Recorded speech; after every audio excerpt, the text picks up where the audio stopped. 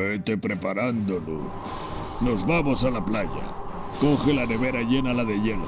Mete un pack de Coca-Colas y un par de cervezas para tu abuelo. Pero sin alcohol, que si no luego se pone a hacer el gilipollas. Y sobre todo que no se te olvide la silla plegable de la yaya. ¿A la playa? ¿Pero tú estás colgado? Que no me discutas, Luke. Ponte el bañador y apaga el aire acondicionado, que luego me viene un cojón y medio de factura. Sí, voy a apagar yo el aire. Con 45 grados a la sombra que estamos.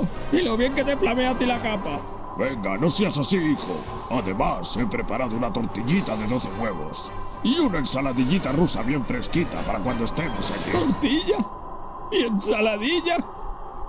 ¿Con el brote de salmonelosis que hay?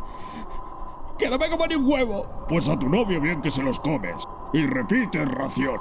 ¡Por eso no tienen salmonela!